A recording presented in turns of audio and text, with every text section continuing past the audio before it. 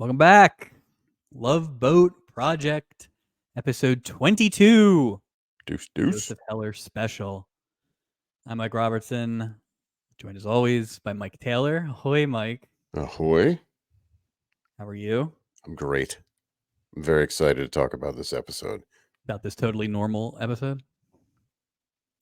Well, in context of the last episode, I'm looking for a life preserver. I'm looking for another reason to feel good about the Love Boat again. Yeah. Joining us this week, special guest, Mr. Kevin Redding. Kevin, how are you? Ahoy, hoy.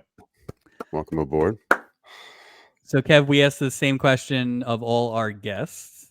Have you ever been on a cruise? I've been on one cruise. I think it's the best cruise that you can go on because it's out of Seattle, up the inner passage of Alaska. So you're not out at like sea. You can see mountains and everything. So yeah. So you really one cruise, excellent cruise. I don't know if I'm a cruise guy though. You really went in the opposite direction of the Pacific Princess. You went up instead of down. That was the first question I had of the Pacific Princess that later got answered. So, was it going to Alaska? I wonder if always there's a out of LA. Wonder if there's a special episode where they go north.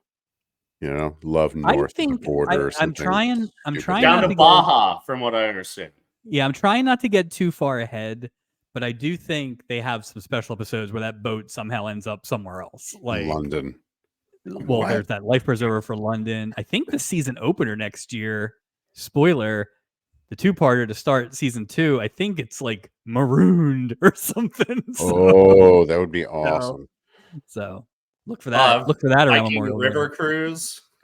Yeah, it's an old-fashioned gambling boat in the Mississippi. Woo! So Kev will be looking for you to compare what I'm sure are the exact same cruises, the cruise to Alaska and this horny boat that we ran into this week. So we are here to talk about season 1, episode 22. One title this week. So weird. Musical Cabins. It is a real departure from what we've seen in the past. Spunky gossip reporter O'Rourke writes an expose of the high seas lust. Shy Nelson has a week to marry or lose his inheritance. Dee Dee moves out of her chauvinistic fiancé Kurt's cabin, and Widow Irene impersonates a socialite. Now, let me say, a few weeks ago, when I was talking to Kevin, I was like, here are the lists of all the remaining episodes. Which one would you like to do? And we immediately stopped at this one because this was a synopsis that I dare say under-promised what really happened this week. So, I also felt like this was a great episode for you, Kevin. I felt like this is a great. It was scandalous. Yeah. It begged a lot of questions. Some physical humor, a lot of there. Intrigue, I would say. Love it. Nothing too serious though. So, Kev, how much Love Boat had you seen in your life, or knowledge of it did you have? I will say that I've maybe seen 2 episodes of Love Boat that I can recall as an adult. Yeah. So very little. Had no idea what I was getting into. Yeah. Yeah. That's underwhelming. Where we have landed, right, Mike? I mean, it's like I think we thought we had seen more than we had. I think it's one of those like osmosis things, like maybe in the being in the same room while, because the same channel would always be on, whether it was like in syndication. So it'd be like a Gilligan's Island would go into that. So I feel like it was always sort of there. Maybe I wasn't paying attention to it. Like I don't think I ever watched a full episode, but so I knew the song and the people, I feel like it was easily dated, but well produced for the time it's in. Would be my take on this episode. I don't know. This is it's interesting because I don't know, Mike, if you agree. This is one of the best episodes that we've watched. I agree. Now, Kev, the difference is, and I kind of alluded to it already, is so in a normal Love Boat episode, and all the ones that we've done so far, there are 3 storylines with 3 different writers and 3 different directors. This episode, Directors, while really? there are 3 storylines, they all kind of are intermingled. There's one writer, Mike. I wrote him down here. Mike Norrell Bring wrote the him whole back. thing himself, and I think it really made a difference. I think it was a much better episode. You had O'Rourke, who was kind of like in the whole thing, and the characters intermixed and everything. I think it really made for a better show. It had a much Did he better go on to flow. write Mulholland Drive? I thought it had a good flow. Like some of the bad Yeah. episodes, I'm looking at the runtime and I'm like, oh my God. Yeah. There's 28 minutes left of this garbage. Like last week. But this week, I think everything worked because everything was coordinated, everything was related. It was Well, it's one guy, right? It's yeah, one that's what mind. When it you makes have it the so 3 much better. storylines, you're not thinking about what the other person's doing. There's at it least was quick. consistency. There was no like extra time spent on superfluous scenes. It was good. No, it was really good, and I really think the I like- O'Rourke character was a great through line.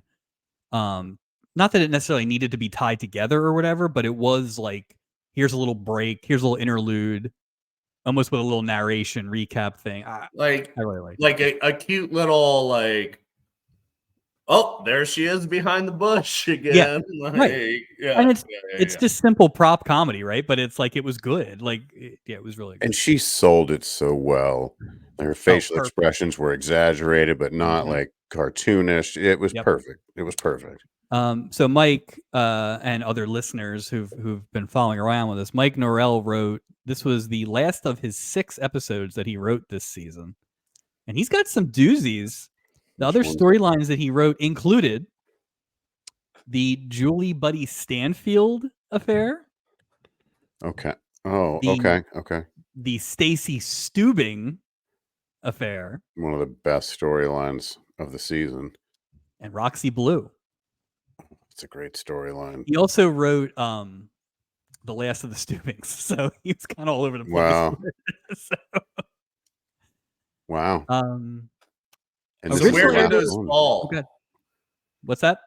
Where did those fall? Like, was that scattered throughout the season? Yeah. So like one of them was the first episode, then there was like maybe 4 or 5 and 10. It seems like we have some favorite writers that did about 6, and it's kind of the same cadence. They would do like maybe one every 3 or 4 episodes. So but this is the first time anybody's written a whole episode. So is there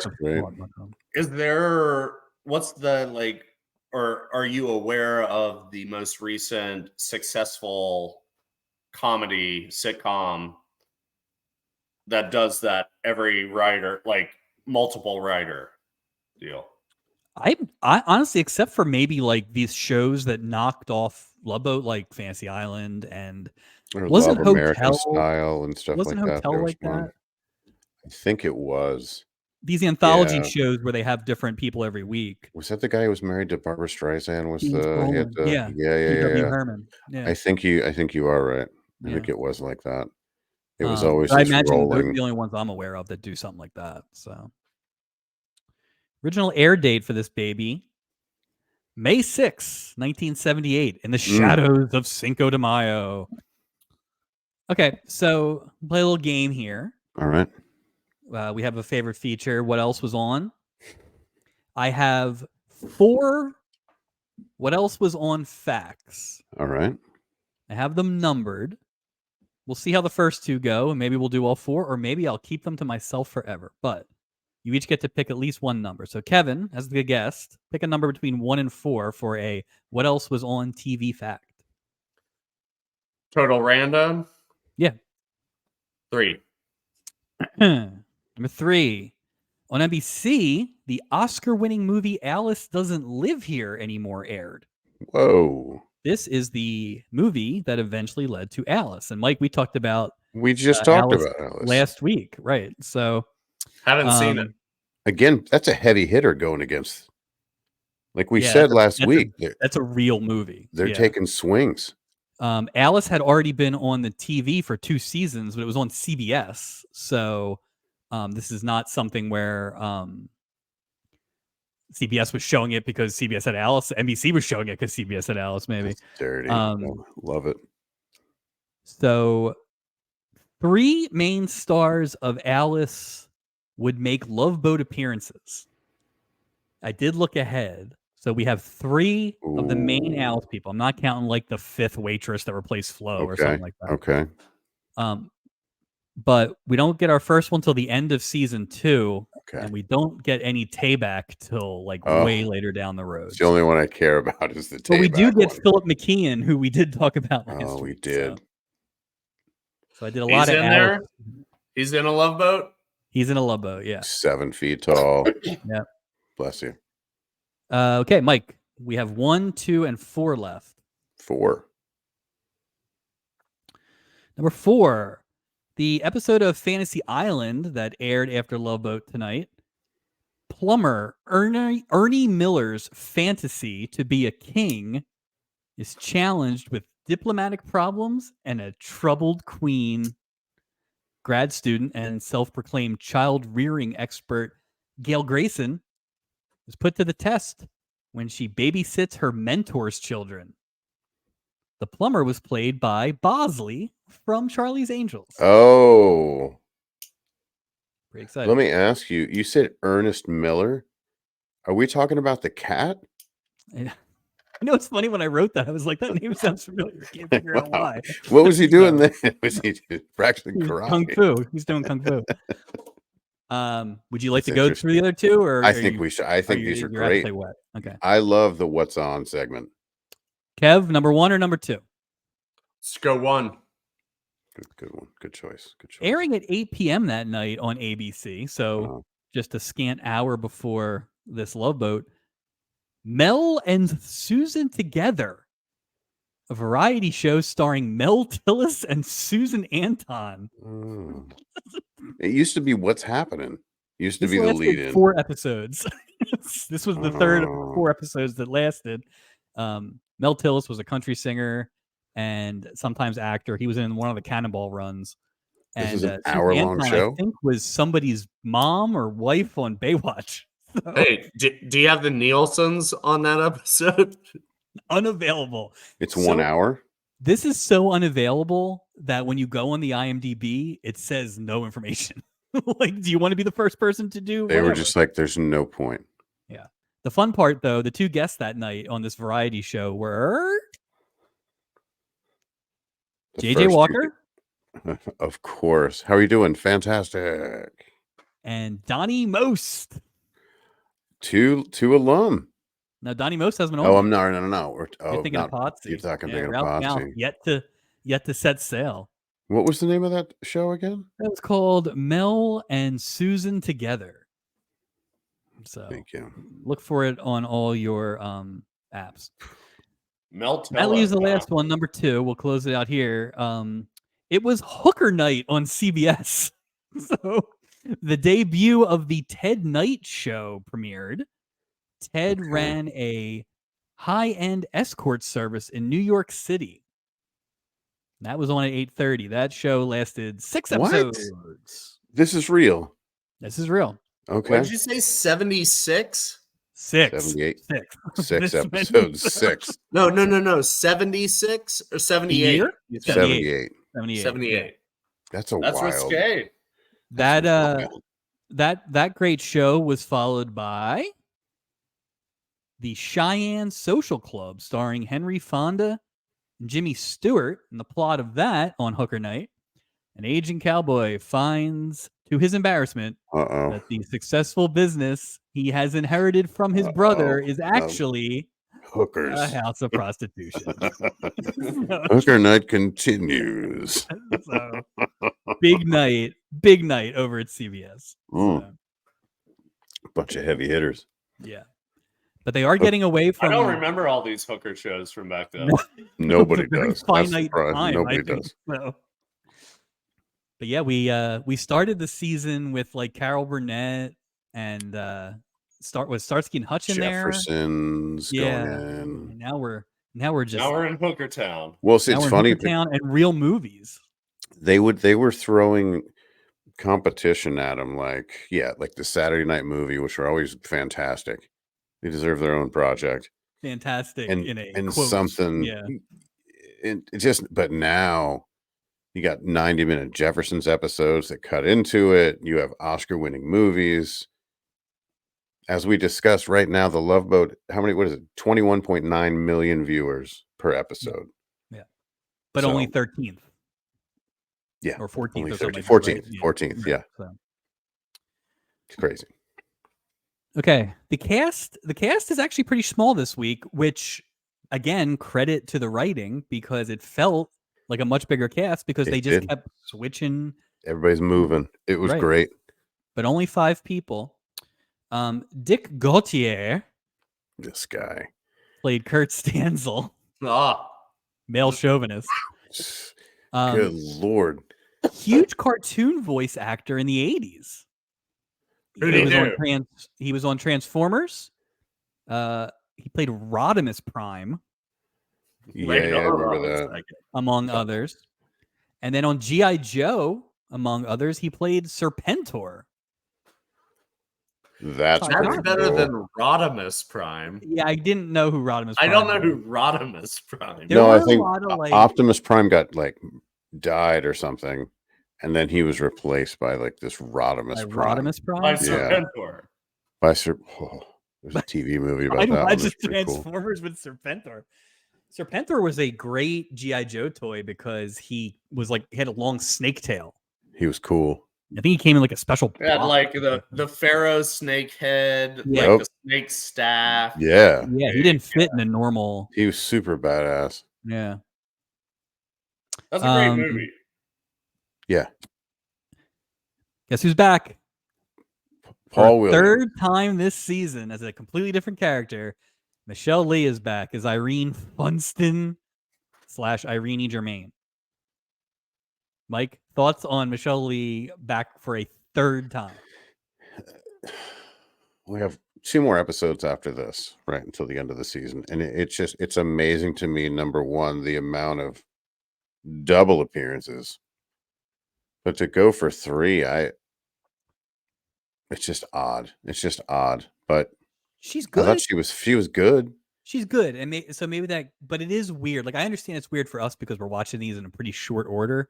But as a viewer, like I've said it every time we've talked about somebody returning, we have gotten through this whole season without doubling up on a guest.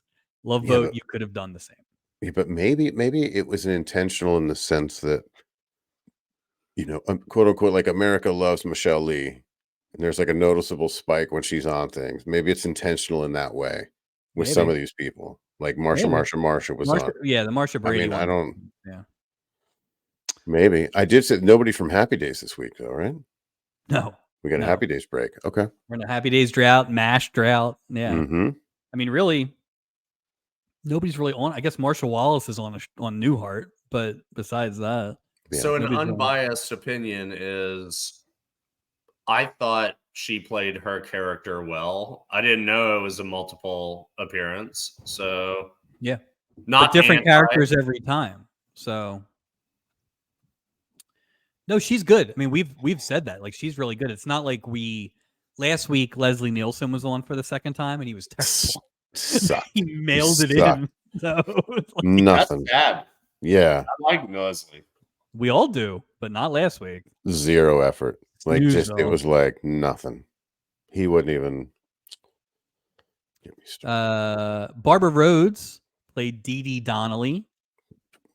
I don't have much on Barbara Rhodes, but she's been around as an actress. I'm into what you're a fan of Dee Dee Donnelly? I'm a fan of that first scene with Dee Dee. For sure. That first scene is a lot. That first act is a lot. There's a lot going on. Yeah, that was.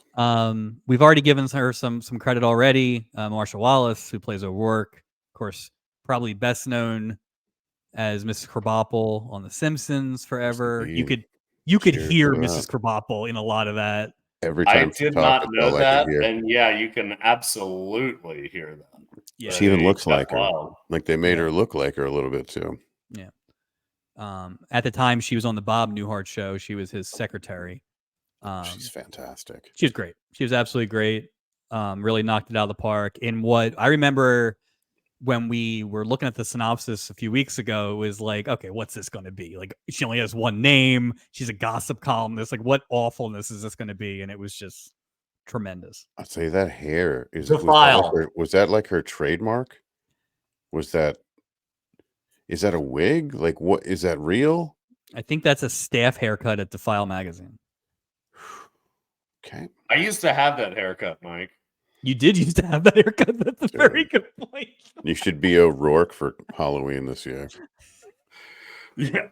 Is that the most obscure No. costume? Yeah. Might be. I Who look- are you? Miss My Ms. forehead looks O'Rourke? more like the doctor's. I got a lot to say about that guy this week too. And our Oh, final that guy. our final guest this week. Yes. I'm going to turn it over to Mike Taylor, who has guessed this guy being somebody else multiple times this season. Going to go with It's Mr. Paul Williams. Mr. Paul Oh. Williams Oh. as what was his name? Nelson Hogue. Hogue. Awesome. Awesome. I'm such a big that's fan of this guy. Yeah. He's I mean, the best. that guy, he's a multiple star? No, here's this guy No. wrote the theme song to The Yes. Love Boat. Amongst many, many, many, many other songs. He was also in Smokey and the Bandit. He was the younger of the two brothers. That's right. I can He's see been him, right? He around. was the guy in the white suit with the That's right. With him and his brother, one of the chorus. He's got a look. That's for sure. But he's a smaller gentleman, and he's written so many songs. I am such a big fan, and I've heard a lot of radio interviews with him, and he's like a sweetheart of a person as well. Love him. Rainy Days and Mondays, Rainbow Connection. Just great. Rainbow. That's the other Rainbow Connection. He had a big Muppet thing too. Wrote a lot of songs for that Muppet movie, the first Muppet movie. But yeah, he also was playing a 24-year-old in this, and he was 37. So here we go again. Yep. Before we get on the boat, any last thoughts? Yeah, one thing in this. How old was Kurt Stansel supposed to be? The Dick Cotier character. I bet you he was in his early 30s, maybe? Something like that. Okay. Did you think Dee Dee was very young, or Who's Stansel? The chauvinist guy. Chauvinist Kurt Stansel, yeah. I felt like she didn't come across as young as she was trying to come across. If that makes sense. We've had such weird age things this last few weeks that I guess I didn't really even think about it. And it's hard to tell when the guy is being that ridiculous how old he is. Right. How old is Michelle Lee in this? Like, it was really. Well, because I was like, well, how old do you have to be? How old would you have to be to be chauvinist? Somewhat acceptable. Yeah, to be that level of chauvinist in 78. Like, would you anyway? But I was way overthinking it. But no, I think that chauvinism lasted way longer than 78. Yeah. He yeah. That's probably something that gets passed down throughout the Stansel. She was old enough, Mike. She was old enough. Yeah. Fair enough. She wasn't a fine filly like Julie was. No.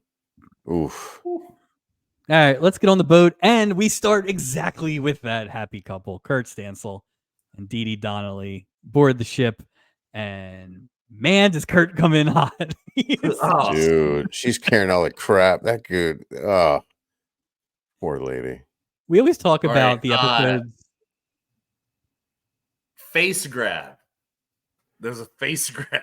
There's a lot of He's making her it's carry very the aggressive. bags too. He's treating her like cattle. Yeah. Yeah. basically. Well, She's like a she burro. says like he calls her his animal, right? Like, Finest animal he's ever owned. yeah. Grabs her by the face. Finest animal I've ever. Among his quotes during that is high sugar, my chick, and finest animal that I've ever owned. Julie not impressed. And unlike some weeks, Julie not impressed and then doesn't go near him. So it's not something where Julie's like, I hate you, I love you. So. Yeah, but that's this whole interaction here is that started that crazy fire inside of her this episode. That whole thing woke up something inside of her, Man, where she was I've on the got prowl, so like many for questions real. about Julie and her status and libido. There's a lot. Yeah, I imagine for you with no context and us with all the context we've gotten in season 1, we're both going to be very confused for different reasons. So, yeah. Doc meets Nelson Hogue, who Right. is very interested in where they keep the women. So Nelson, a little Van Morrison-esque. Yes. Would you agree with that? Totally agree. I'd go with totally that. agree. All right. So one of the things that threw me off during the first scene was I knew Paul Williams. I knew he did the credit or the theme song. For some reason in my head, I thought he was the guy who sang the theme song. And then when he starts to talk, I'm like, this is not the guy who sang the theme song. And then I realized No. Yeah. So, but he also starts the first of how many proposals did he put out there? That's 7. 7, 8 easily probably? a 7. Those are the ones we saw. Yeah, and he God gets knows shot how many down. he did. He gets shot down immediately, but there's no explanation yet in this scene, and Doc is not impressed with these tactics at all. I do have something to say about some of these proposals and first interactions. Sure. They built a brassiere differently back in the 70s. How so, Kevin? Little more torpedo. Sure. Was that just the style then? I think so.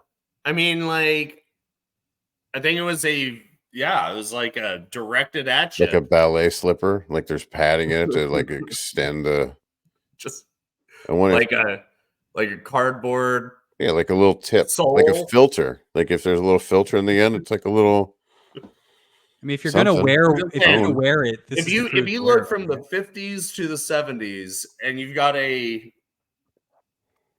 voluptuous woman, it's a different curvature than anywhere before or after that. That's why you don't see them in the water, because those cardboard cones will just disintegrate and maybe one will get wet, maybe one won't. You never see them get wet. You bring up a good point.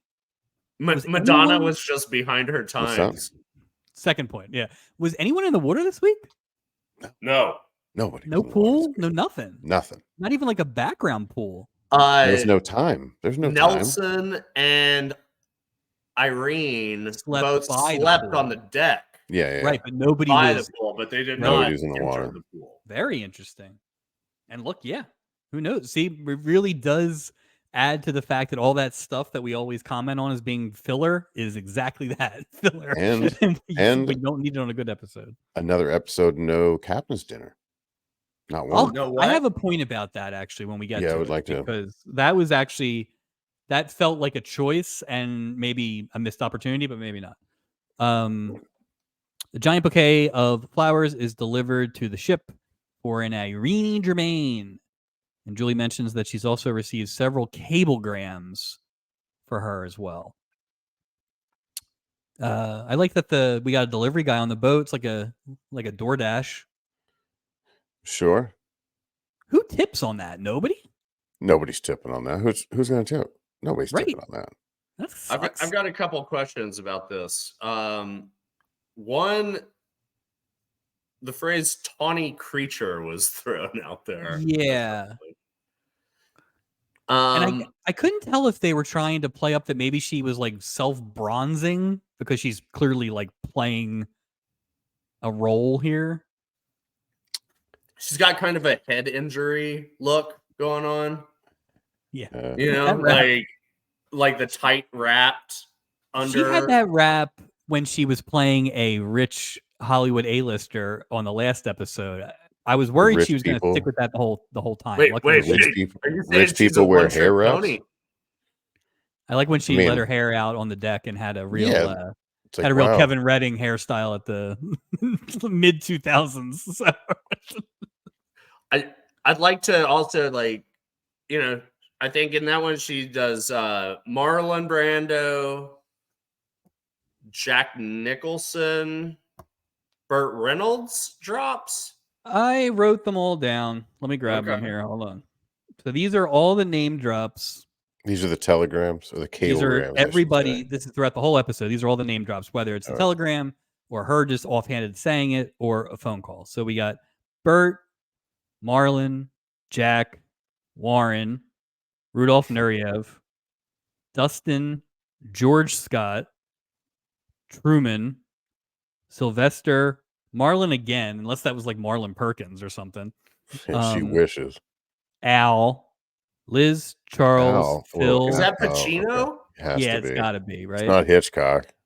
It might be. It might be. Al Hitchcock, I could not be bothered. Liz, Charles, Phil, Annie, the president, and Neil Armstrong. So those were all the people. Yeah. Phil who? Came up. Who's Phil? Zudo? I mean, who? Holy cow! The money store. Like what? I don't know what. He was Nicholson. on. He was on PIX. That would have been he was great. calling in. Calling games on PIX. Holy cow! Let me tell you, Irene Germaini. That would have been awesome. It'd been awesome. I would have watched that episode.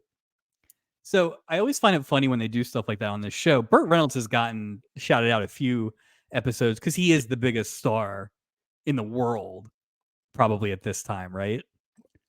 I mean, coming off. Oh yeah. This is like 78. So. This is all Burt Reynolds. Like Gator. I mean, Longest Yard. Cannonball Run. Smokey and the Bandit. Smokey and the Bandit. Like Smokey and the Bandit 2. He was that magazine spread where you almost see his schlong. Yeah. It's he could do no wrong. No bigger star. No bigger star. But who is really Irene Germaini? We find out in the next scene. We get one of our favorite locations, the car drop-off port. We love that. Where her sister not only delivers Irene to the boat, but delivers exposition and plot to the rest of us. And here they explain that Irene is actually Irene, who is a widowed housewife from Tacoma, which is a neighborhood in Los Angeles. I did look it up. Yeah. And basically, she's been widowed for a while, but now she just wants to have some fun. And she tells her sister to make a bunch of phone calls to throw people off. Okay, listen. As a whole, I enjoyed this episode. But now that we've begun the story, I have to say, this thing didn't make much sense to me at all. Meaning, whatever the explanation is going in did not meet the explanation going out. Meaning, like, I don't know what her definition of I just want to go have. I don't know what she was doing, but she invested so much money in whatever she is. She didn't have to do any of that. I don't understand. Okay, this doing still would have been at her. It's odd. Yeah. So with the whole like defile woman and this horny widow, like, is this known as a fuckboat or a love boat? Yeah. You know, like so I come into it as like, oh, this is just a random episode.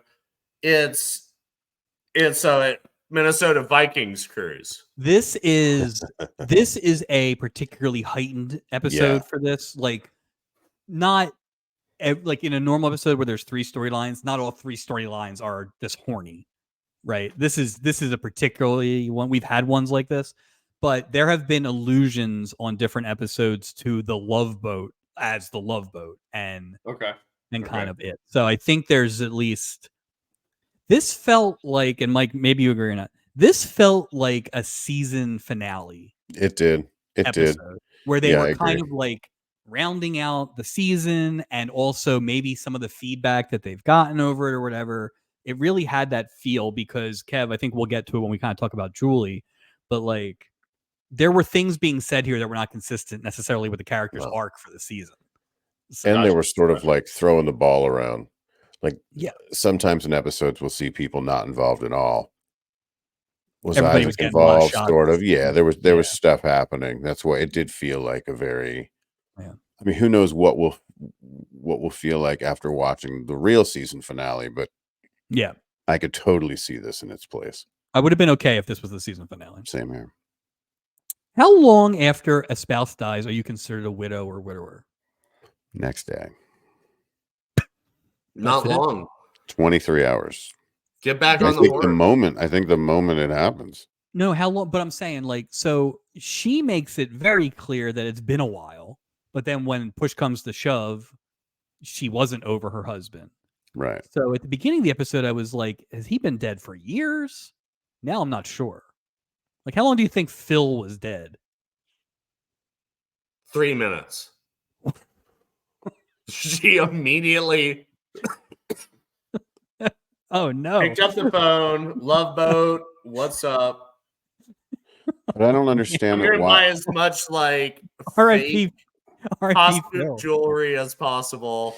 I'm Yeah, going to but wrap my head up in a bandage. Send these flowers from the grave to the Yeah, but boat. see, that's my issue with this is that her sister, right? She says something in here about how her late husband would be spinning in his grave if he knew how much of his hard-earned money she was wasting on creating this like facade.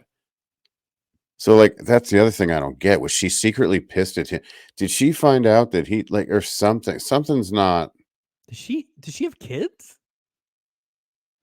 Does housewife necessarily mean you have kids? I mean, she's spending all this money, like all these for what? I don't understand what she was trying to get out of that.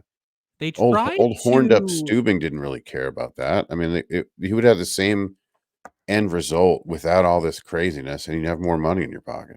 They tried to. I think they tried to explain it at the end of that, but it They didn't necessarily barely. land. No, Yeah. they were trying to just justify it at that point. It was just. Yeah, I will give you that was of all the plots, that one was a little thin on premise. I mean, So- it was and- entertaining, but not well, I think logical. I was gonna say you probably were entertained because we got to see Steubing flirting, which is a So whole stupid. other He's thing. he's just such an embarrassment. Just Oh, I've got something to say about Mr. Steubing. Steubs, about Dr. the Steubs. Steubing. Yeah, that's different guys. So- different guy. all right, it's O'Rourke time. She's an Welcome undercover aboard. reporter for Defile magazine. Mike, Defile magazine from the people who brought you Scuttlebutt.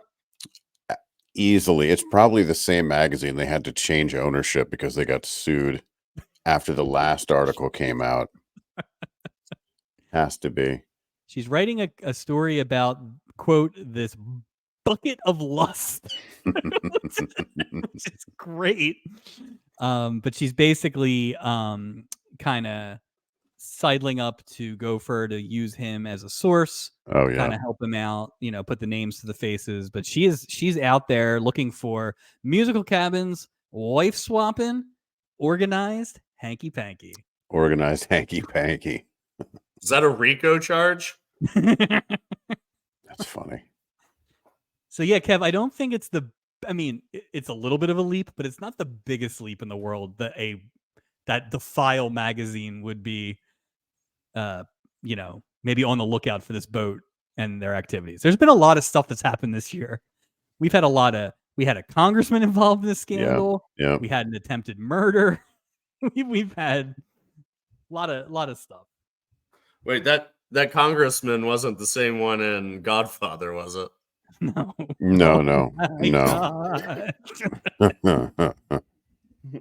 It There's so was much blood. Dick Van Patten, as a matter of fact. Yeah.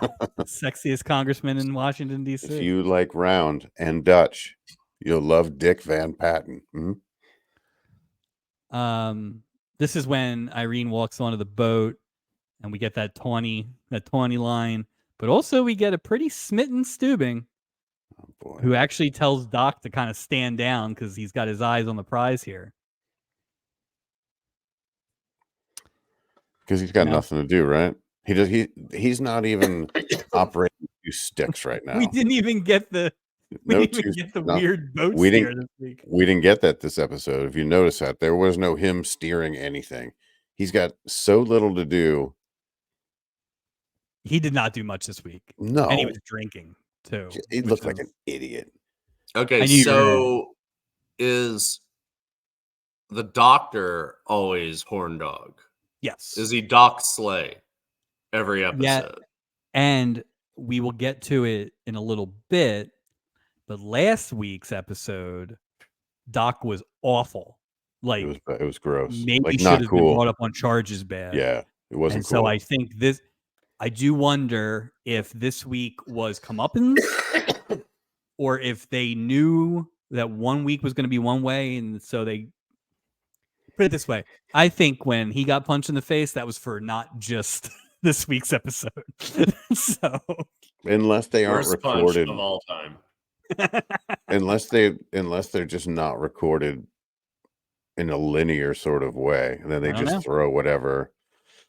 But yeah, I felt better about Doc this week in that he started to be lecherous, got called on being lecherous, and got hit in the face and had to sleep in a bathtub. So there's a moment in this episode that is so awkward that I got to that moment on my second watch. I had to zoom through. I cannot, physically uncomfortable with the scene. I'm gonna register a guess in my mind. Yeah, you probably guessed it. Yeah. All right. So back in the cabin, Kurt is being Kurt. Wait, did he draw that woman? No. Back in the cabin, Kurt's being Kurt, which is not going over well with his fiance. This is where he threatens to punch Dee Dee, which gets a laugh track. Great job, guys. And then he has the quote, "The big guy is the Rock Island line. You want to ride it? You ride it like you find it. If you don't like it, adios amigos." This guy is the worst. He's just the worst. It's great. So, like, it is honestly like somebody wrote that guy's character nowadays, like trying to write it for back then. It's so funny. It's amazing. And there was there was no way that wasn't going to end like a certain way for him. So I guess maybe they felt like they could really come in incredibly hot, but it's like really ridiculous. No, but well, I love that I digress about how it ends for him.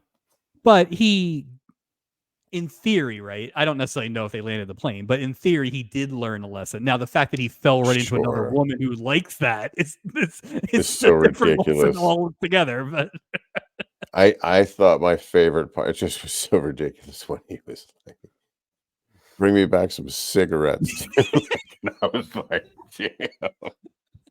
And she would later, rub my back, bring me back some cigarettes. But she brings it up later. Oh, he wanted me to bring back. Oh, it's just so, what a funny thing to tell somebody what to do in the midst of a heated exchange. Good Lord. Yeah. Here's a list for when you realize how wrong you are. Here's a grocery list for you. Back to Nelson striking out. We finally get the explanation. If he's not married by 25, which is next week, he loses his inheritance. So now age is a little, come on. Now we understand. And you said how old is he in real life? 37. 37. He's the same age as Frankie Avalon. Yes. Wow. Yes, he was. Yeah. Wow. How about that? I wouldn't think standing next to each other they'd be the same age, but look at us. Okay. Gopher tried to give Nelson some advice, and it didn't go well because, of course, he asks Dee Dee, who is on the way to find another room, and she kind of freaks out. Dee Dee goes over to Gopher and asks if there are any additional rooms because Kurt sucks, but the ship is, quote, filled to the gunnels. Gunnels. That doesn't work. Boat term? It's not a boat. I mean, it's a boat term. It's just the wrong term. Can we get a definition? Aren't gunnels like the side rails on a ship? What if they're filled to the side rails? Yeah. Well, I mean, it's a cruise ship. Well, there was an instant Like, coffee. the rooms aren't even like the room they're standing in is but filled. there was an old coffee called Brim, and they would say fill it to the rim with Brim. It's the same thing. Why is that the same thing? Fill it to the gunnels with Brim. With Brim. With Runnels, Dustin Runnels. So there's Cody no Runnels. Ryan Reynolds. So, poor Dee Dee, she's got nowhere to go, right? Nowhere to go. Of course, who hears that? I bet she'd have a hard time. steps. Old Dee Dee. Doc comes down and he's like, "Hey, I got a room, baby. Why don't you take a stay at the doctor's cabin?" And he offers his cabin with no strings attached. None. You lie. Doc lives in C-117, so we should make sure we keep track of that because I'm sure that'll be consistent. Mm-hmm. And here's our first, I think, of many O'Rourke pop-ins. She just comes out of a wall with a notebook. Love it. Love it.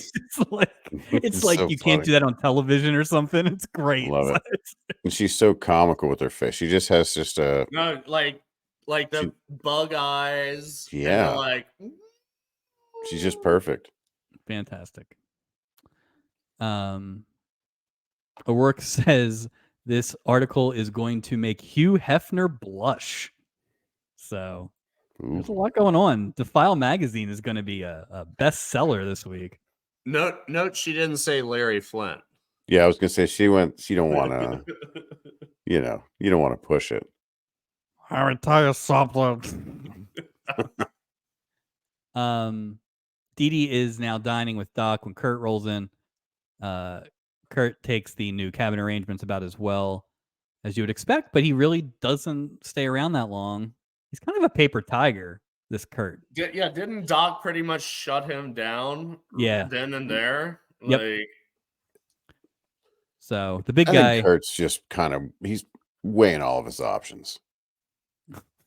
What do you mean? He's got one option, right? No, I think in his mind he feels like he has a million, at least 100 more options because maybe he's just not raised on the boat. His ass kicked by the ship doctor. That sounds what it was to me. Well, to your point though, Mike, we're down in the dining room, and Nelson now has some eyes for Julie. Mm-hmm. And when he goes to kind of smooch, the big guy just rolls right in front, cuts in front of Nelson, and asks Julie for a dance. And Julie's like, nope. And she goes to dance with Nelson instead. So the big guy has struck out now pretty quickly on the rebound here. He said he likes a filly with a temperament. Yeah. What an odd thing to say to somebody. He owns horses. Yeah. You know how it is. Just funny. He's like Bob Baffert. That's how Bob Baffert talks to women. You know what? Nelson's great. Already, what a great character this guy is. He was pretty good. How can you not root for this guy? Yeah. He also did the great way I used to date in West Philly. was you just got to not be the creep in the group and you'll do pretty well. So good job, Nelson. Good for you, Nelson. Well, when you got Kurt and the doctor, Yeah. you're good. It's true. That is true. Here comes Steubing, showing up at Irene's table. But Isaac runs over to tell her that Rudolph Nureyev is on the phone. So, Who is Rudolph Mary? I don't know who this person is. ballet dancer, I believe. I mean, I know Mikhail Baryshnikov, but I'm not like familiar with. Russian Baryshnikov. Isn't Baryshnikov Russian? Well, he's a Russian Baryshnikov. So Fair enough. Steubing hangs around for a little bit before he kind of is like, oh, I guess no one's talking to me, and he kind of skedaddles. So He went out he should have. not like a pansy. Well, that's what I'm saying is it didn't make any sense if the whole point was she's trying to have fun. Why would she like get on this phone call when someone's actually approaching her? I don't know what she was trying to like. She's trying to bag the alpha, man. Yeah, but she's not though. So she's got all the other alphas calling her. You know what it is? I think maybe you hit on a good point. If he was the alpha, this whole thing would have ended completely differently. But because Steubing isn't on his own ship, the alpha, who's more the alpha on the ship? Is it the Captain Steubing or is it Doc? Evidently, it's Kurt. It's definitely not Steubing. No, it's not Steubing. That's what I'm saying. So, like, maybe that's what it is. Well, I think maybe what it actually smell it on him. Well, but here's the thing. I think the reason she's going through all these machinations is because it's kind of like having caller ID. You want to have that out, and if it's not Steubing, right? If it's like, I don't know, Robert Urich, anyone's gonna. Right. She's like, sorry, Rudy. You know, I'm out of here. So it's like when people get a phone call on a blind date, right? So they can get out of there. You know. You guys ever been on a blind date? Most of my dates are blind. So I went on a blind date so bad. I didn't have a car. She came to my house. I had 2 roommates. We went to this like ice skating rink / like little arcade thing. Like 21, 22, something like that. And it was just, she was just, nope. It was just not cool. And I remember I got back to where I lived in this apartment. I went in and one of my roommates, you know, was a lady. And I said, look, you got to go out there and just tell her, like, I'm not coming back out. I said, I'd use the bathroom. I'm not coming back out.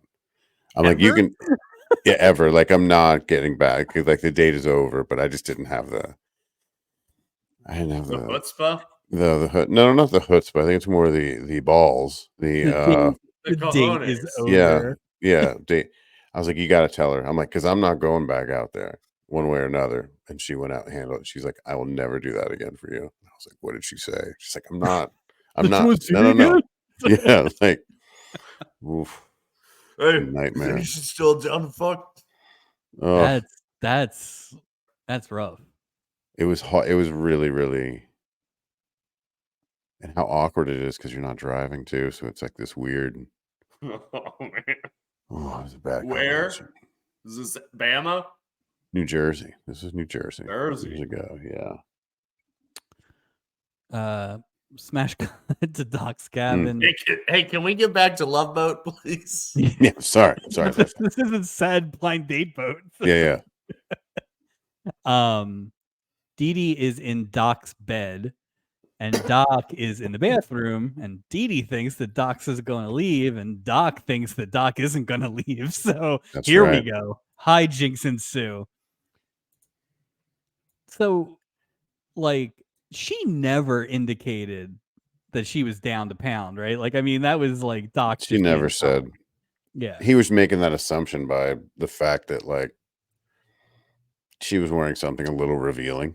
She was dressed up in one of those 70s brasiers. I know that. The cardboard cone thing. Except in the first scene where she was not wearing any brassiere at all. So she's appalled, tells Doc, what kind of woman do you think I am?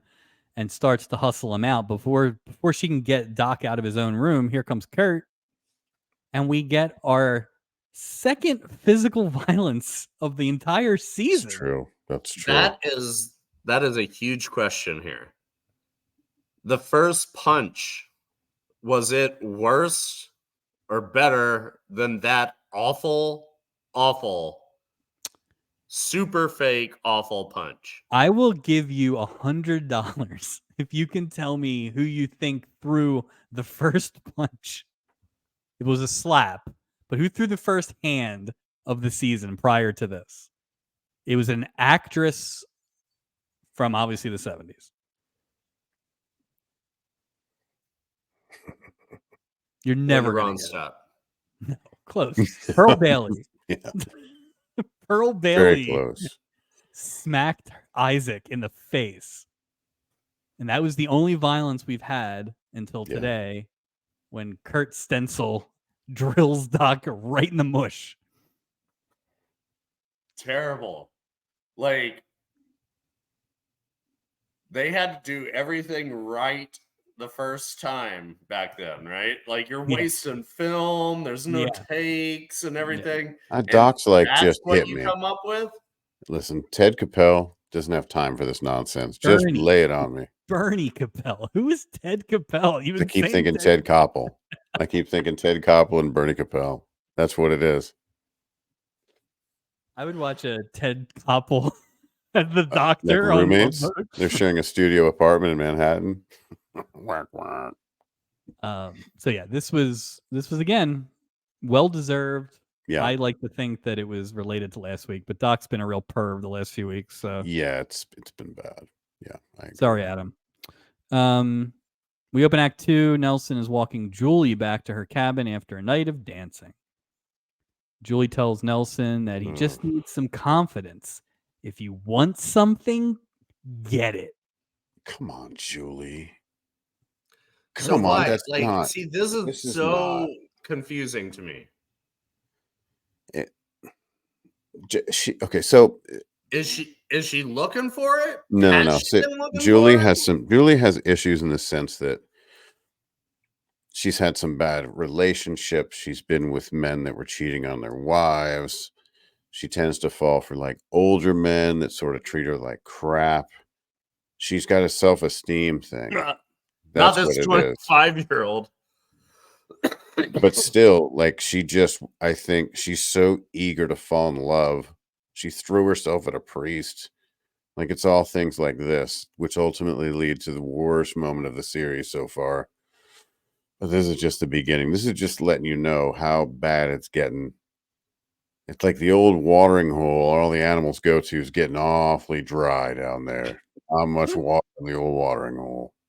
So, not Nelson, sure. I feel sorry for Julie. So do I. Yeah. So do I. Yeah. Nelson tries to give her a smooch, but Gopher's being all protective this week. What was so that was he shoves him out of the way and pecks her on the cheek. So this is the first of, well, really the second, because I guess he said it to Nelson originally, but the crew members are being very like, Julie's our little sister this week, which again is not consistent by any means, but that's what this week's plot is. So yeah, that's very strange. It is weird. for a newcomer, it's not a good look for Julie. Yeah. So the biggest plot twist here, not plot twist, but plot device is suddenly all the crew members have cabins like in a quad. Like as a common, that's new. Common norm. That's new. These guys have been spread out the whole season, but this tonight, because it's part of the plot, they're all. But why would Doc have the same size cabin as Gopher? Because if they're in the same thing. See, I thought Doc had a room off of his office. Yeah, that's what we've always thought. We've seen it. That's where he just beds ladies in there. Yeah, he's got a bunch of rooms. He's got like 7 rooms. It's everywhere. But anyway, turns out the girls, dude. They are filled to the ghost. The four main crew members are all basically sharing a common room. All of a sudden now, out of nowhere, after weeks and weeks of being spread out all over the ship. So, This is what made it a lot easier for Defile magazine to find them all. So I've got one question here. Uh-huh. Has there been talk of a reboot Of Defile Love magazine? Boat? There was a reboot There was a reboot. years ago. Yeah, There already years ago. was. Okay. Yeah. Mm-hmm. Didn't last very long. It didn't last long. We will not be doing That those one shows. too. Yeah. So now that all the cabins are closed, Doc tries to crash with Isaac because he just got punched in the face and can't stay in his own cabin. Isaac's like, I need that room because I'm hitting on a passenger at the bar. Doc's cool with that. Doc's like, I get that, man. Bless Doc him. respects I get that. Yeah. Yeah. We get that. Gopher's not home, so they move on to Julie's room. And when Doc gets to Julie's room, he offers to sleep in the bathtub. But before he can sleep in the bathtub, he has to talk to Julie and defend himself for not hitting on Julie, which is just... This is the worst. Honestly, I Weird, feel right? like this is the worst moment of the show so far this season. I would agree. This was Gosh. this was cringy. It made me feel even more sad for Julie, I guess. Well, here's the thing, right? It didn't mean anything in the end. None of this had anything to do with the way the episode ended. All it successfully did is make Julie look like crazy desperate and sort of crazy. And It in was this this weird crisis of... It was this weird crisis of confidence about I'm not good enough or whatever. But we've seen you all season be fine, Julie. You've made bad decisions, but it's not like guys have not been interested in you. Like, what? she's just, I'm telling you, she's just trying to, she put her clothes back on To go out. That's how she was like, "Rrr." Yeah, that's a young man's game right there. That's a young, like, whoa, Yeah. what just you, and again, this is where you work. Well, I will Settle say down, this. Julie. I have a major problem with what Julie did to Nelson in that next scene because that was leading on. Nelson's just too dumb to realize it. But Well, and we'll get to that next. Yeah, I had a big problem with that scene. so you're right. So Okay. Doc basically hold on. One question. Yeah, go ahead. Have either of you guys done a full night in a tub? I have, yeah. Yes. Mike Taylor is a yes. Yeah. No, I don't. I have think not. Yeah, I don't think I so. have. Yeah. I may have started out in a tub and slept on the bathroom floor, but I've never done a full night in a tub. What's that drink? I had it in Germany. It's like green wormwood. Ecto Cooler. Absinthe. That's what it was. Ecto Cool. No, absinthe. And I barricaded myself in my bathroom and slept in my bathroom. That stuff's evil. Anyway. Doc en route to the tub when Julie asks why he never made moves, does the little sister bit. Totally fair. Plus, Doc's like 20 years older than you. I know, and what else is he gonna say? Like, you work together. Doc isn't gonna do that to somebody he works with. So really weird scene. But yeah, Julie is so mad she can't sit and read, so she has to get dressed and go back to the bar. We go to the bar, and Isaac is making his move on a customer who was not a SAG card member because she had no lines. So Julie comes down angry, and she tries to get a drink from Isaac, and Isaac's like, I'll get to you. And she, again, is like, another rejection. She's crazy in her. She's going nuts. Yeah, this is not great. What Poor time of Nelson night do you offered- think this is? What? What time of night do you think this is? It's like 3 a.m. Something crazy. No, There's I think nobody it's- around. I think it's Midnight. relatively Midnight. early. Yeah, I think midnight's fair. Okay. Yeah. So Nelson offers Julie his drink, which is nice. And then she's like, how about you just buy a whole bottle of an Irish whiskey and then we can go back to your cabin and drink it. Now, I don't know how much they upcharge an entire bottle on a boat, but that's not cheap, right? And if you're Nelson, that's like, okay. If Nelson knew what he was doing, right? You're Yeah, like, if all that's what right, it takes. Okay, Julie. sure. All right. So he's like, sure, you got it. Yeah, but And then this they is roll into the room, and she's like, ooh. but we know that this is nonsense because Julie only drinks hot chocolate at night. Chocolate. She doesn't drink this. Like that's not what she would do. So I don't know why that whole charade was going on. We know what she drinks in the evening. And she, yeah, I like you think point, she it's gets in there and she's just like, oh, I'm so tired. She's just using him for a place to, right. I think it's the most dick move she's made this yeah. year, And there's right? $100 charge now on your Right. For whatever. nothing. And you got to go sleep on a deck chair. You're a guest. I work here. I'm your cruise director. How did you enjoy your sleeping on a lawn chair out in the side? I didn't like that. I didn't like He that at didn't have all. to sleep on that deck chair though. I would have thrown her Zero out. chance. Whatever. She was down. Some strange dude's room. Nah, she was throwing all sorts of mixed signals. So like he tries to propose to her, which she turns down, and then like gives up the scam immediately, says I was just using you for the room, but then gets offended when Nelson says, I'll leave, I wouldn't want to get fresh with you. Like this is not great, Julie. No. She's not very nice sometimes. It doesn't make a whole lot of sense. Well, she No. came in that room because she wanted to get a good night's sleep. Right. Like you didn't need a bottle. What she needed was a room. Right. And you're the cruise director. A not her room. Right. But With why a couldn't guy she that's just sleeping in the bathtub? right? Like What the about doc one of just one of Doc's 8 rooms that he didn't use, or the exam room, and there's always some sneaky little. But here's the thing. Does Doc went into the bathtub, right? He didn't know Julie left.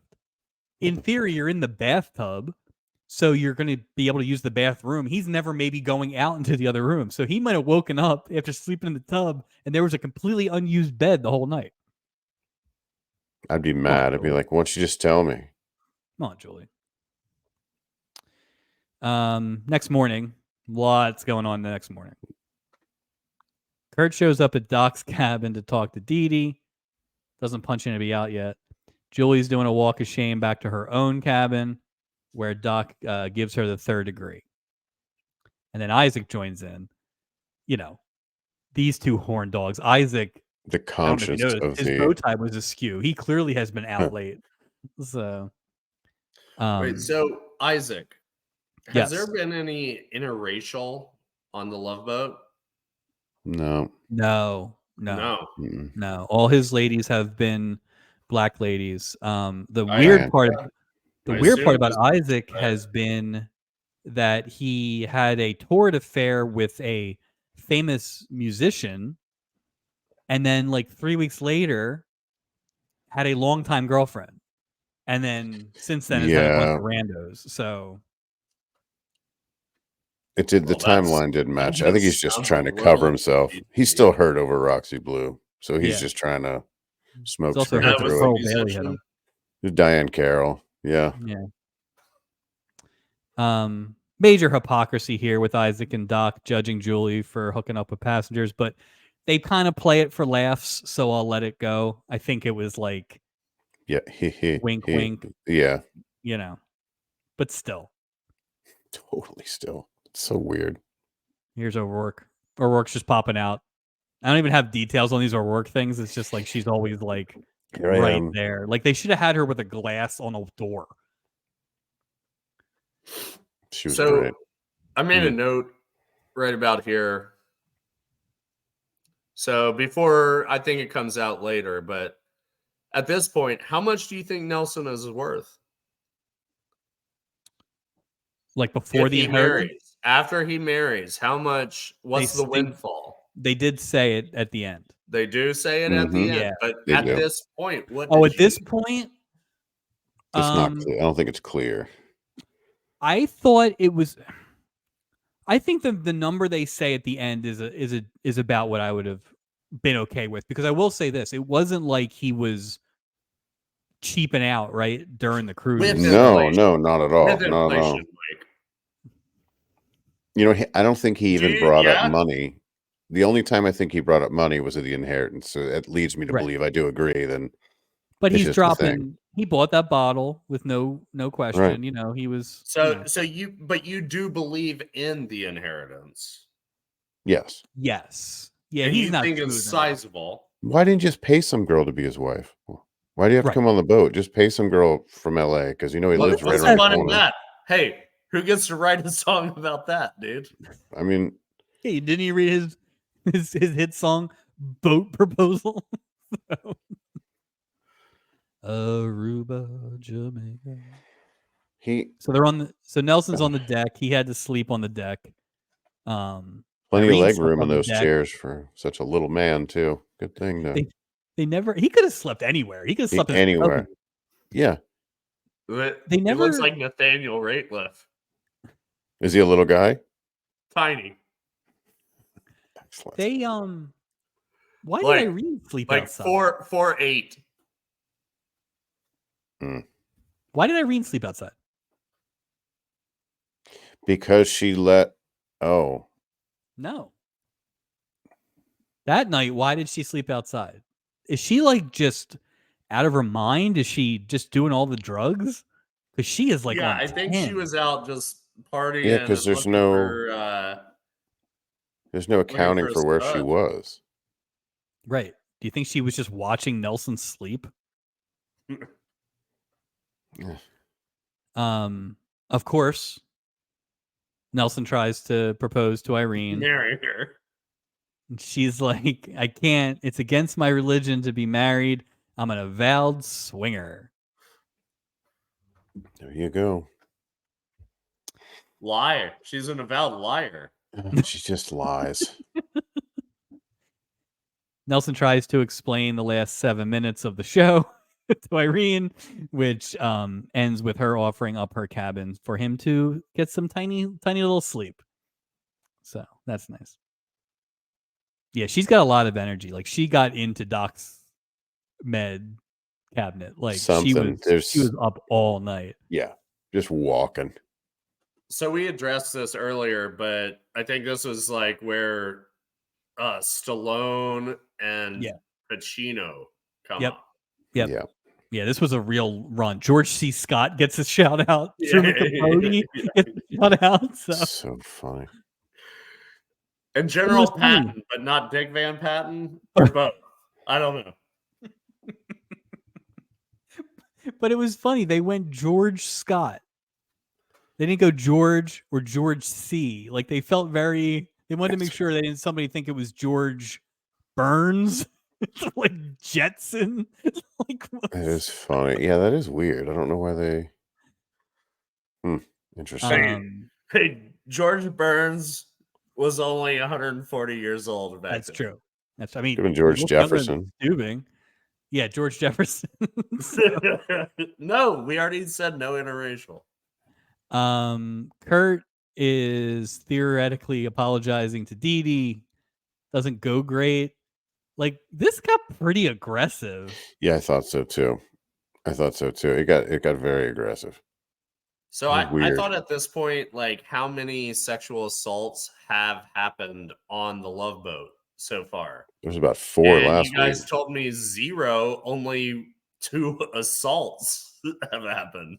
Last week was really bad with that. It was really bad. Before that, there hasn't been. There's been a couple, like it's mostly been Doc, where it's been more like no, yes, or something like that. He definitely pulled in one of the twins to kiss at one point. And he just pushes like, oh, if I can just get a smooch in, I'll win them over with my lips. Yeah. Like, the last couple of weeks have been very aggressive. Yeah. Now, like I said, comeuppance is had, depending on the level of comeuppance it is. But yeah. The thing that happens is Dee Dee calls him a porker. And she throws something at him? Yeah. I think? Yeah. So Irene leaves Nelson all snuggled in his bed like a little guy. And she hits the deck. There she goes. Now she's got the Kevin Redding perm going. Looks Got great. the hair Looks going. absolutely great. Looks like she's graduating from my Northeast Philadelphia grade school. Like, she's just fantastic. She orders champagne immediately. She looks It's great for before noon. Like, look at you, lady. what is Been it, up all like night. You look like great. 9 a.m. Like, it might be early. Do you think the captain has Depends on underneath those shorts? Because it looks thick. It looks He has like diaper me. butt. I think there's diapers in those shorts. I think that's just, it's called a condition called captain butt. When you're the captain at sea for so long, all that sitting in the chair, it kind of flattens and widens it out. Not an athletic man. I think he's got like a Donald Duck if he wore pants butt. I thought it was more like a Donald Trump, like yes, you're right. It could be. Diapers. Yeah, it could be. The phone rings again, and Isaac does the absolute. We've seen this a couple times. Ring, ring. Hello, Mrs. Germain. Hold on. Like, he gives no time for anyone to ask He's for over it. anybody. Like, he immediately runs over and gives her the phone so she can start making moves. More fake. Yeah. Liz Taylor or Queen Elizabeth? Yeah, that's exactly the note I have, because Steubing, I guess, is like trying to guess, and I assumed it was Liz Taylor too, and then I assumed Charles and Philip are the kids and Annie. So, but Steubing, as we've discovered in previous episodes, Steubing is like a bit of a guilty pleasure housewife, so he's probably all up in the royal family. Oh, you'd love it. Yeah. So, but this time Irene gets off the phone so she can actually talk to Steubing. He doesn't just cower away and leave like last time. Mm-mm. She called him delicious? Yeah. Gorgeous captain. Yeah. So here's where they say, oh, pulling up to Cabo San Lucas. And I realized there was a destination. Yeah. Now, is that the same destination every week? So they always bounce down Baja. We have heard pretty regularly it's LA, Cabo San Lucas, Mazatlan, and is that it, Mike? For regular spots? There might be another one. Acapulco. Puerto Vallarta. There you go. So yeah, there's a few. Yeah. There's a few. It's all normally West Coast Mexico. Yeah. Normally there's been two kinds of cruises. There's been a 10-day cruise, which seems to be the normal cruise where you hit all the spots. Then they've had a few of these like short theme cruises that only appear to be 3 or 4 days. And when they do those, they very rarely mention that they get off the boat. So I don't know if they're just going in a circle or what, but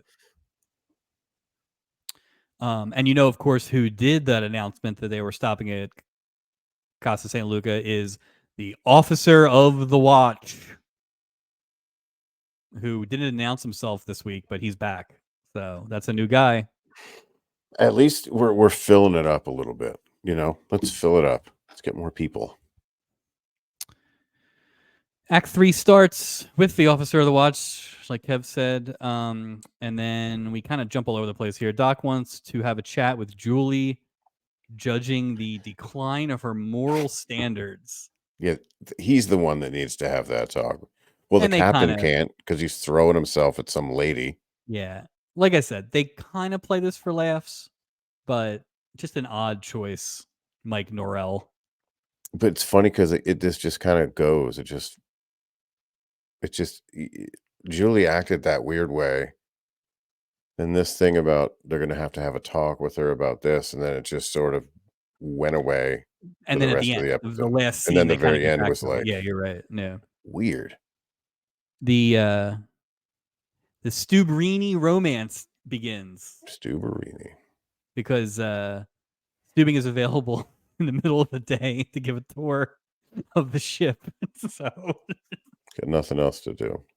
And this is where she mentions the president and the Neil Armstrong. Go ahead, Kev. I said to myself, there was an interaction between, I forget the deckhand's name, and O'Rourke. And I asked myself, is he going to have to bang O'Rourke? So Yeah. I'm just Yep. throwing that out there. It's funny because This is real time right here. No, and it's funny because it's not this one yet. There's like I didn't see that necessarily coming.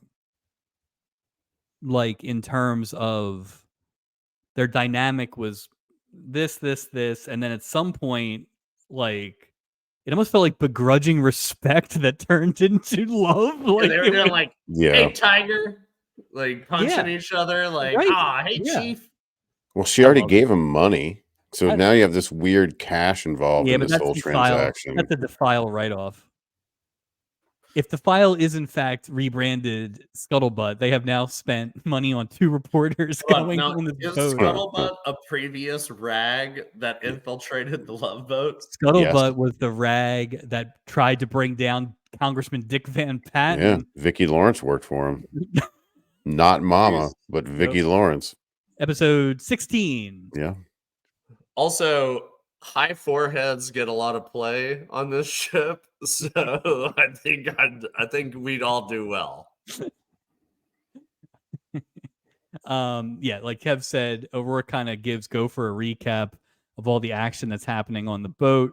And Gopher tried to kind of explain it, but what are you gonna do? Like it's crazy times. Yeah.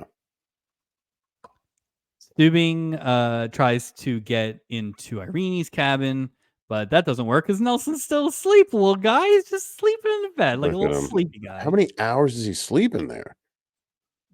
I mean, it could have been 10 minutes. But how much does little guy need sleep? I bet you he needs less sleep than a regular sized man.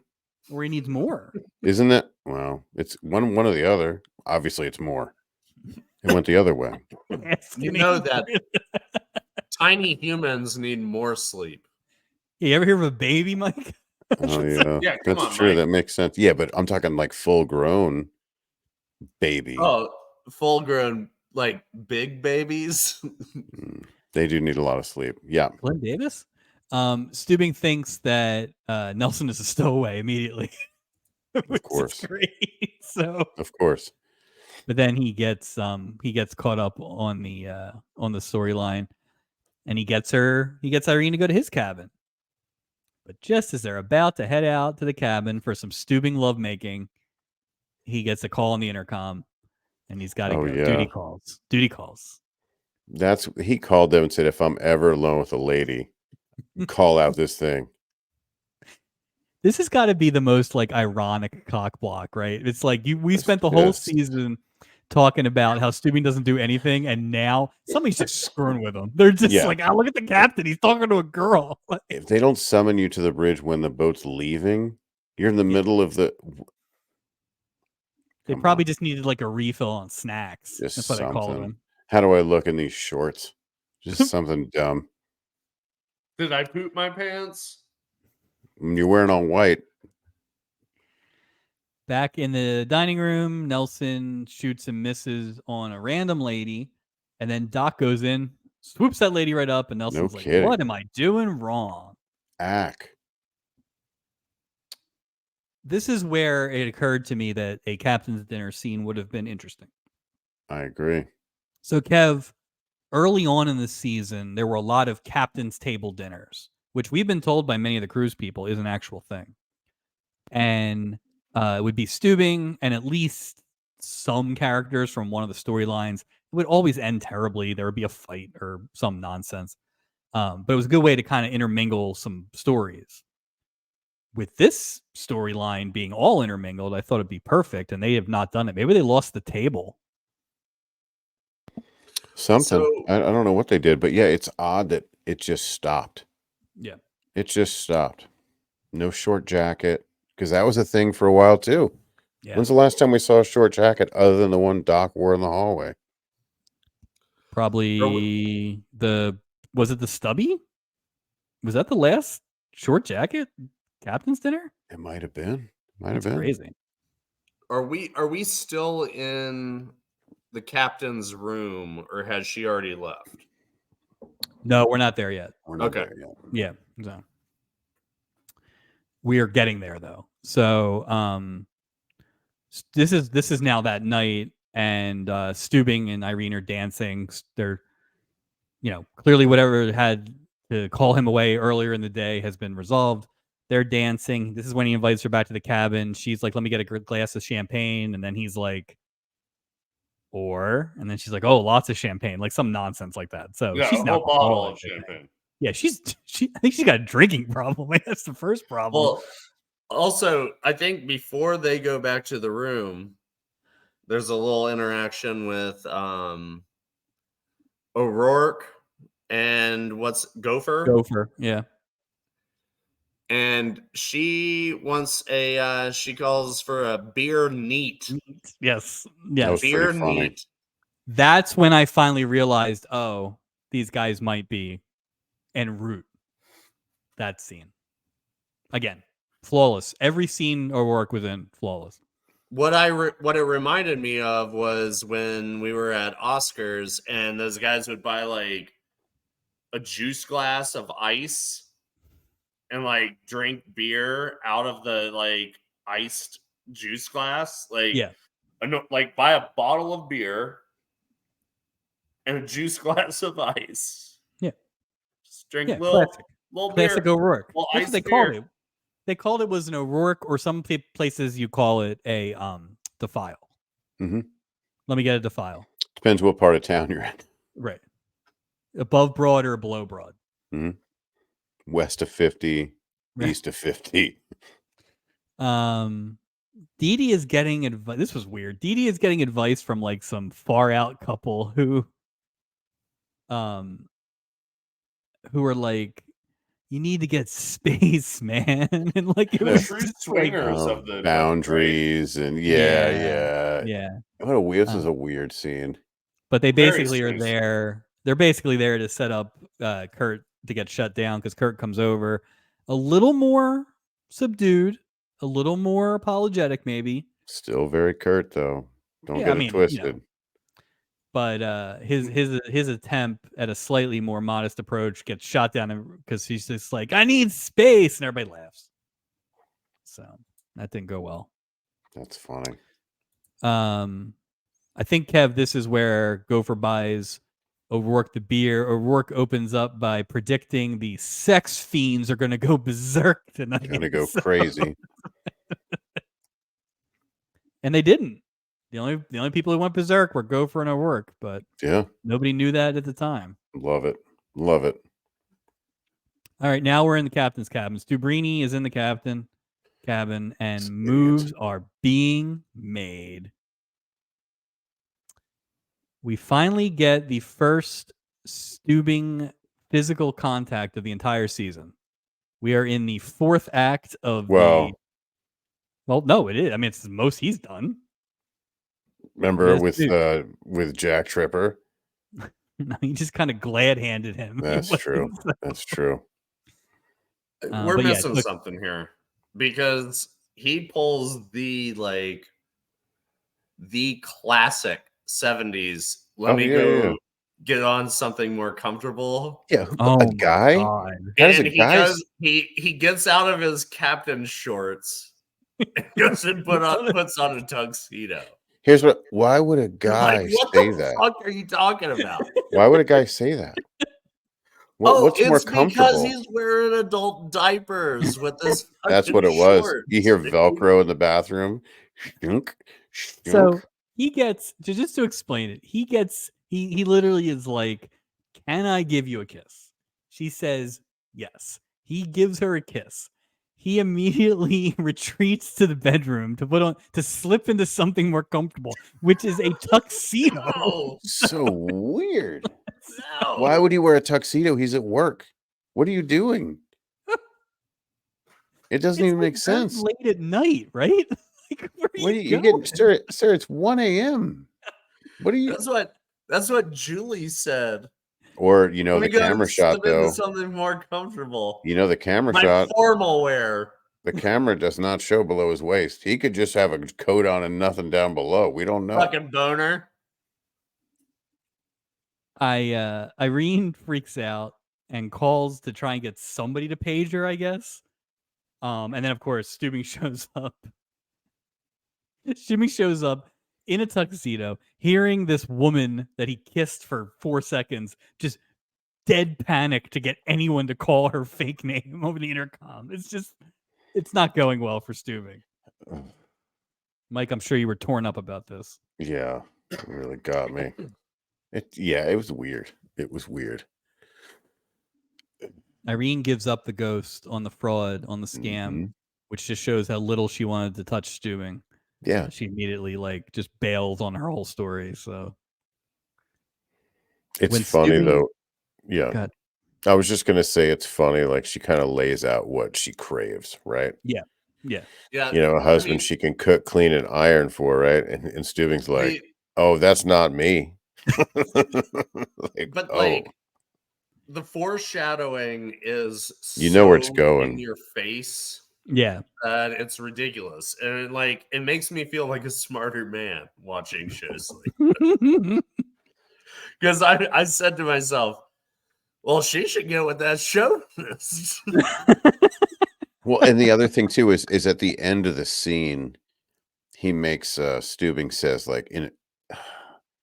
called her a magnificent woman. Meryl, have some damn respect for yourself, dude. Come on. He's so ridiculous. She does not want, just ask her to leave. Ask her to get off the boat. You're the captain. You probably should keyhaul her. Put her in the brig. So, long story short, Irene realizes that she doesn't need a one-night stand, but she actually wants a husband that she can do things for her.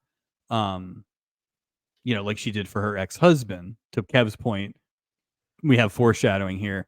But my favorite part is what you said, Steubing's that's not me. And I'm like, man, watch episode 1. You know that's not him. That's not him. He chose to see. They go, no time for you.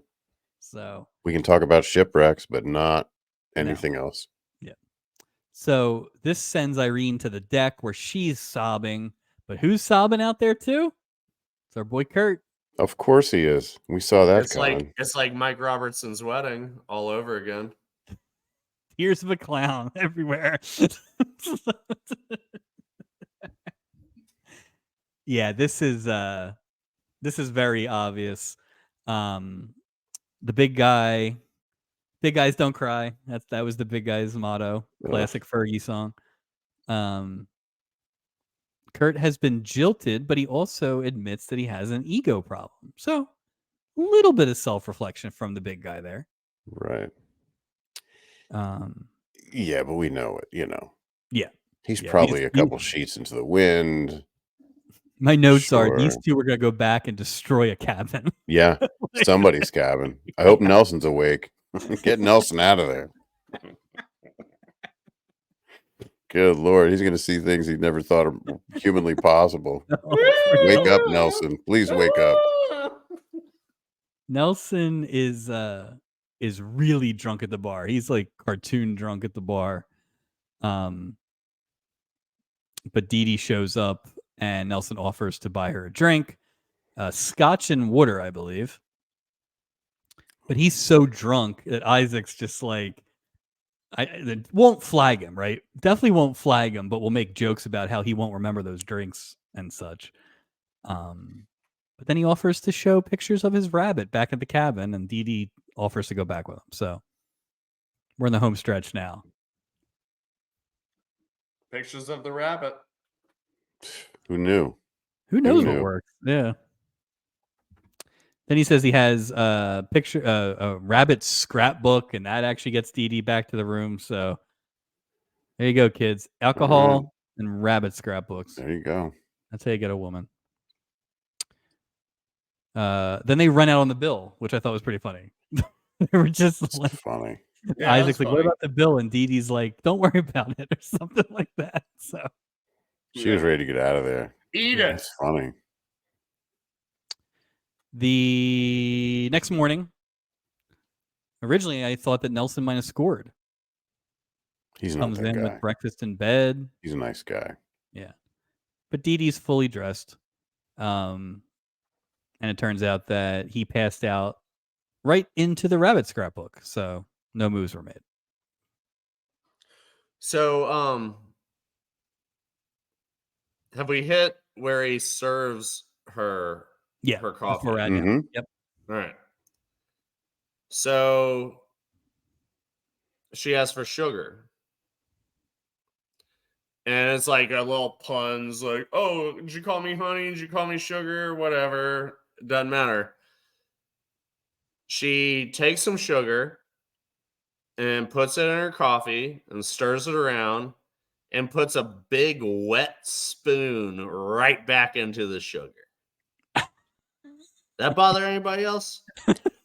uh, I didn't Yeah, that's notice probably the that. worst crime of I didn't notice that. this week. I feel like you also watch Magician's Hands during magic shows. I mean, you should. See? So because Nelson was because Nelson brought her coffee, she was like, "This is nice. All men are jerks. You're sincere after this lone act of kindness. Marry me." This lone act of not being Kurt Stenson. Right. Like you haven't threatened to Not punch being me. the guy that wore some sort of like, he had like a all leather suit on it. You could hear him coming. Just It's one of Isaac's suits. you know, Naugahyde. hosing himself down with Sex Panther, just, threatening to smack people. That guy's he's a lot. It was such a weird, unnecessary turn. And I guess they boxed themselves in, but like, why did that happen so fast? Like, Well, and in the end result, you're like, see, kids, you don't have to stop being a chauvinist to end up. Look, his life is so much better now. right. Oh, If you wait long enough, there'll be a woman who Yeah. gets it. just you be you. Look, he got this fake rich woman. He lost a set of tits, but whatever. He's gonna be so mad when he finds out that she's not famous. Yeah, he's not gonna be. He'll threaten to hit her 5 times before he finds that out. Yeah, So we find out how much he's worth. we do. If they get married before Friday, what was that number? $3 million. $3 million. $3 million. But she asked him to marry her before he asked her, and that's why he knew. That's right. Whatever. Yeah, I'm rooting for him, but I'm like, So how much is 3 mil worth now? What, it's 78? 56. I don't know. I'm gonna bet 7.9 million. And we'll never know if that's true or not.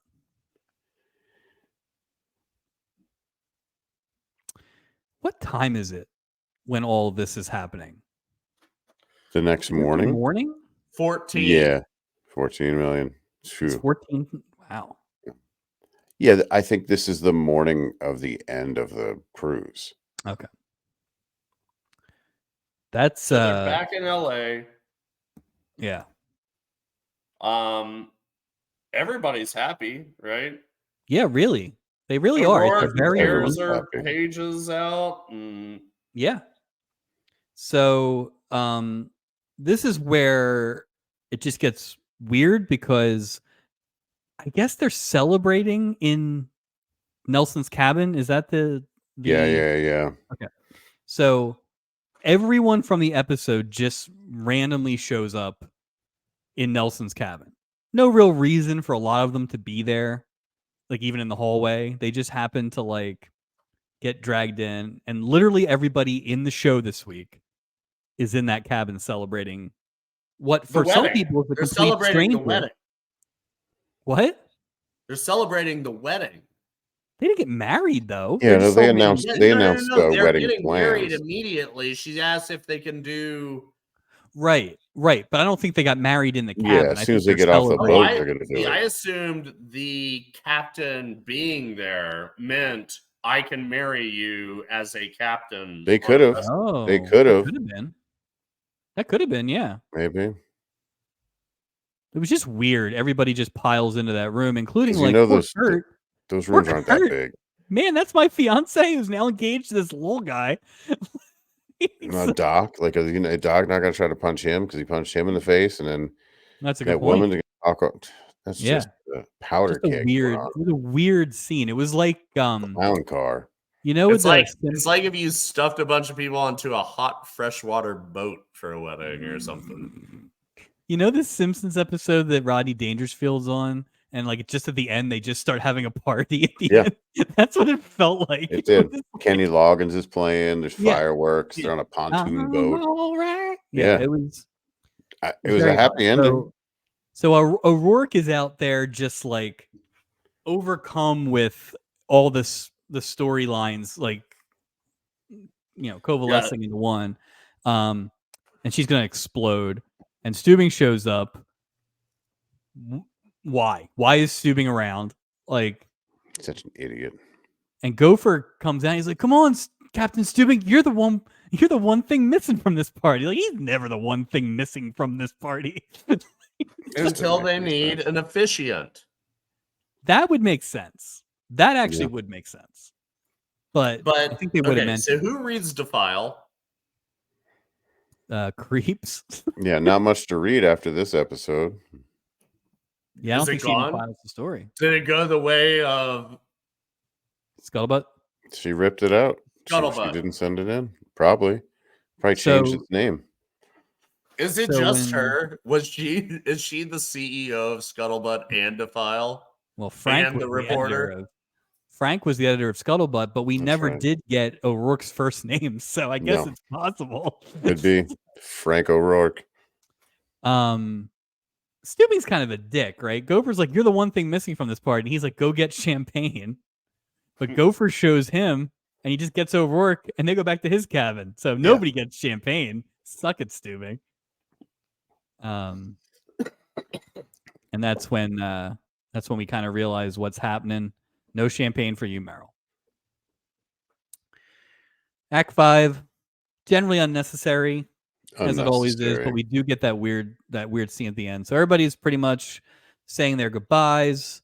O'Rourke runs through her notes and realizes that the only people who actually hooked up this whole thing were her and Gopher, and rips up her notes. There is no story. There's no story to be had for Defile this week. No. What do you think the lead story of Defile is now? Could be, coming up empty. I don't know. Devil baby found. Who knows? No. Wow. Who knows? I like to think that it's I'd like to think that it's an weekly world news expose. thing. I hope it's like an expose on I'm trying to think of a good storyline from like a really lame one, like the elevators on the boat, like the one that George Jefferson got stuck on. Did you see that chef in the background this week? No. Walking across? I don't know who it was. I didn't get a good look at him, but it just was a walking chef across walking, in one of the hall scenes from right to left. Yeah. Like in chef garb? Mm-hmm. Wonder if that was a mistake. Or like he's on a different show. It's like 3 Men and a Baby. It's one of those like ghost scenes. Oh no, it's the ghost of the dead chef. Ghost of the dead chef. R.I.P. Nameless Chef. R.I.P. So here's the weird ending. So everybody's gathered. The 5 crew members are kind of gathered around. They're kind of doing a recap, which again, sometimes happens, sometimes doesn't. And everybody's like, "I had a weird week. I had an unusual week," and all this. And then Steubing, Julie, and Doc do this labored Chinese dinner metaphor that is clearly connotating that none of them got any action. And in some cases, it's been so long they don't remember what action is like. MSG reference. It is now, Kev. Again, you wouldn't appreciate it as a one-time viewer because they give no context outside of this episode. Yeah, but that's not accurate. No, it's not. At all. It's not. Like Julie and Doc have gotten action in the last, let's say, 3 or less episodes. Steubing, this was his first action. He's allowed to be And Mike, are we even counting this when we made that bet about Steubing action? He had a smooch and then That was jumped it. into a tuxedo. I don't even know if Yeah. that counts. I don't think that counts. That Yeah. definitely does not count. He's a So- fool. Yeah. So it was just very unusual, a weird inconsistency again Big time. for both characters, Julie and Doc especially. But Gopher wins because Gopher just loves Chinese food. He loved banging There you go. O'Rourke. It was great. Yeah, That's it. That's how it I'm ends. good with Gopher winning. Yeah, Yeah, I I'm agree. good with that. So that's how that episode ends. Little odd ending. Odd They probably ending. could have ended with that party, honestly. But It like could have. most of the times with Act 5, that's almost 90% of the times unnecessary. Well, O'Rourke could have thrown her like notebook and like, and then she joins the party too. Yeah. And then, roll, whatever. Yeah. Yeah. But Freeze frame. Yeah. Yeah. It was good. Totals and a recap for this week. King of the Mountain. I will say this. Now that we've talked about it, and I feel like whenever we talk about these, I find holes in them, which I think is probably the point. Sure. But I think without remembering what the second best episode is of the season, this could be the second best episode. Yeah, I can't argue with that. I can't argue really with good. that. It was really good. Is it the best? It's also hard to judge it because it is so different. Yeah, it's so different. I would It's kinda definitely like put a it in the top two-parter. 3. Yeah. I wouldn't say it's the best, but I'd say top 3. Yeah. I'd be I think- comfortable anywhere in that top 3. I really think that's fair, and I do think it. I'd be curious to see if they do any more of these one writer ones, because That's it would be a much different show, and maybe they can't do it like that because of the guest star load. Like these were not big guest stars, and maybe maybe they do shoot these things out of sequence, but It's got to be cheaper. You would think so, right? I mean, But it was So I would like your other 2 best episodes. Give them a watch.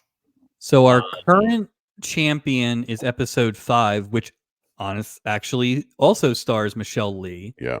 As a much more demure housewife, who thinks her husband's trying to kill her when he's just trying to throw her a surprise party. It's got the aforementioned Isaac Rockstar. That's a good one. And okay. It's got Jim Neighbors as a jewel thief. Yeah, it's really good. It's a strong episode. It's pretty good. That one and good. 20. 20 is probably the other. We did like 20. That's right. We did like 20. 4's pretty good. 4's pretty good. 4's good, yeah. Yeah. So they're kind of melting into each other, but I think that's probably the best one. That's the Rushmore so far, I would say. But yeah, it's as we do more, they get a little more jammed up in my head. So. I'm glad that I got a good one.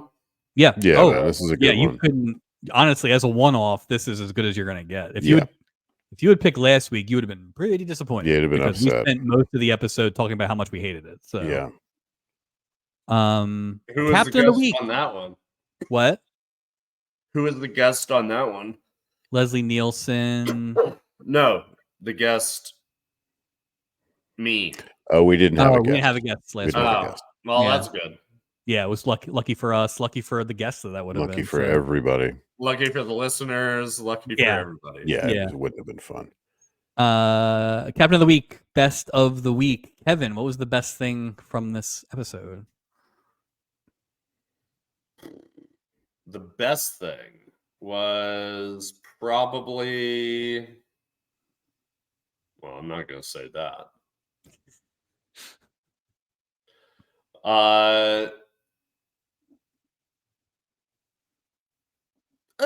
I like the 70s pushback against the rampant machismo. Yeah, I'm into that. I feel like there was much more of a pushback against it this week than there was last week. It was I mean, like last week. Like the heavy machismo got it back. The limited Doc machismo got it pushed back. Fuck them. Yeah. Right in the face. Got it right in Right the in your face, face. Porchbag. Mike, captain of the week. Oh, Nelson. Come on. Rooting for him in the second he got on the ship. So good for you, Nelson.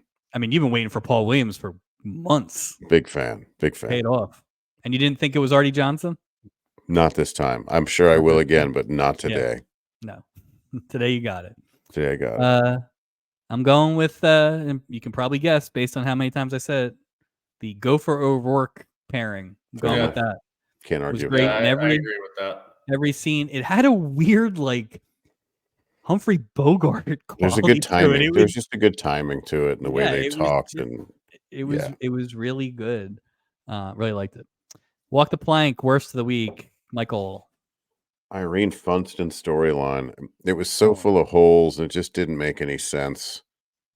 But you need all this to have, you're trying to find some guy to clean and cook for, but you're taking fake phone calls from these people. There's just,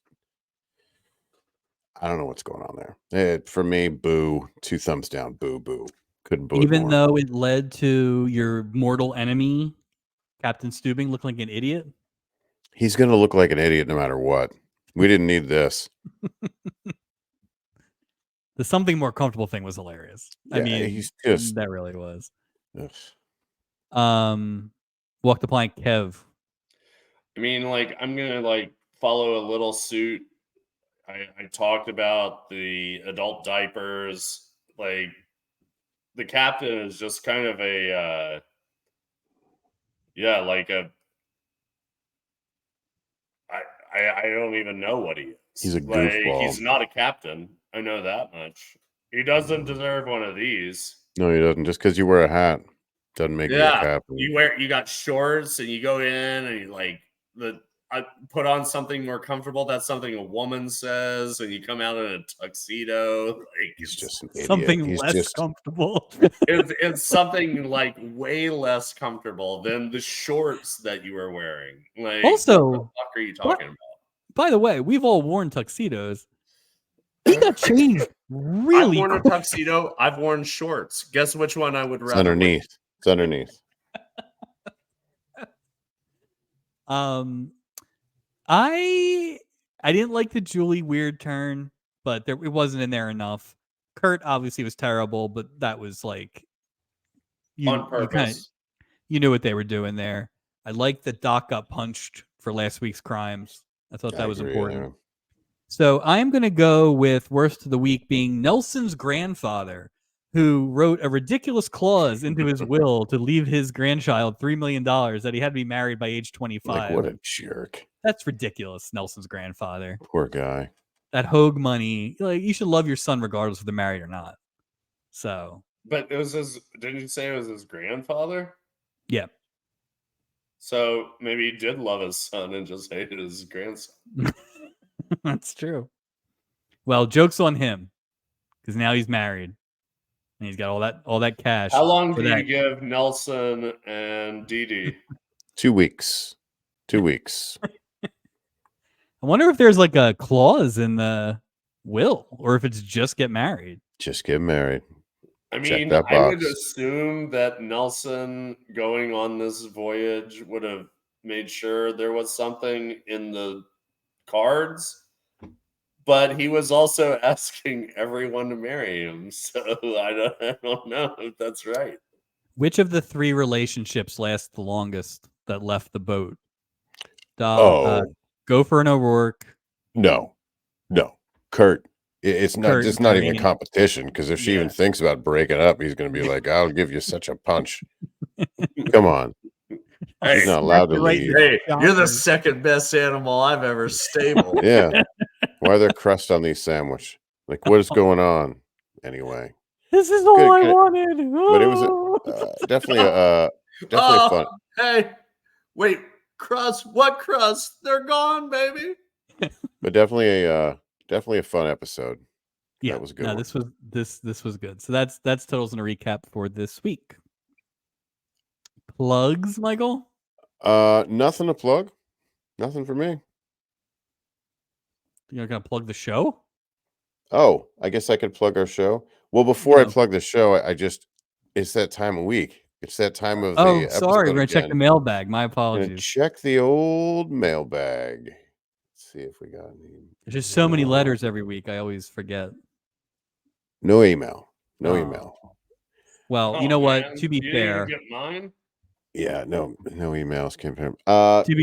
to be fair, last week we did ask our Canadian listeners to Yeah. help out with the Hollywood Walk of Fame location in Mhm. Canada. So We'll see what Well, happens. Did you guys that check your episode junk hasn't been mail? released yet. I thought Yeah, I there's sent nothing. something. There's there's nothing in there. No, not the And then we junk have mail. well 13% of our audience is Canadian. So we want to it's a shout out.